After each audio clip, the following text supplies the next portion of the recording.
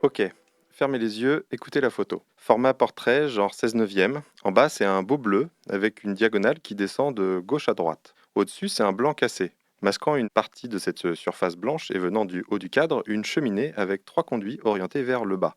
À bien y regarder, on voit aussi en haut à droite un triangle sombre avec une diagonale montante de la gauche vers la droite, probablement le toit de cette cheminée. Juste à côté de la cheminée, une vieille antenne télé, un râteau comme on dit, qui descend vers le sol. Enfin, ce n'est pas l'antenne que l'on voit, mais son ombre projetée sur la partie blanc cassé. On voit aussi l'ombre de la cheminée à laquelle est attachée cette antenne.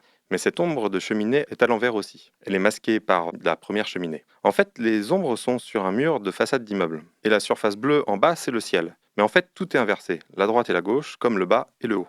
Ce matin, j'avais tumulte à 8 heures, comme tous les jeudis matins. Je me réveille donc à 7 heures. Ouh là là, ça pique, comme à chaque fois.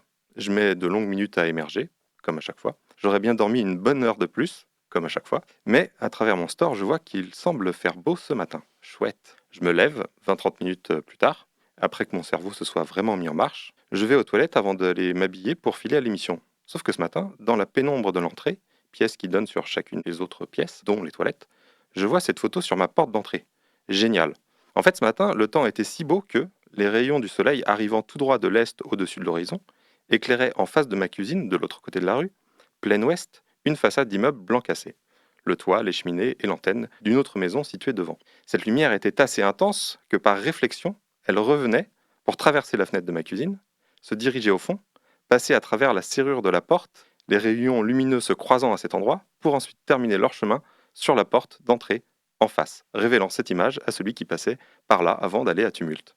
Ce matin, j'avais une photo imprimée en direct chez moi. Pas ouf la photo, mais quel spectacle! Et c'est tout simple, si bête. Moi, ça m'a mis en joie et presque en retard pour Tumulte. En fait, avec rien de plus que ma porte d'entrée faisant office de pellicule ou de capteur numérique, de la serrure de la porte de la cuisine faisant office de lentille convergente et diaphragme à la fois, d'une distance entre les deux suffisamment ni trop grande ni trop courte pour avoir une image plutôt nette, ce qu'on appelle la distance focale, d'assez de lumière rentrant par la serrure et d'une entrée assez sombre, pouf, une photo sur ma porte. Petit moment simple et magique au réveil. Le plus basique des appareils photo, ou le plus basique des yeux en fait, puisque les yeux fonctionnent de la même manière. La porte d'entrée pour rétine, la serrure pour cristallin et iris, et ensuite c'est notre cerveau qui remet l'image dans le bon sens. Le haut repasse en bas, le bas en haut, etc.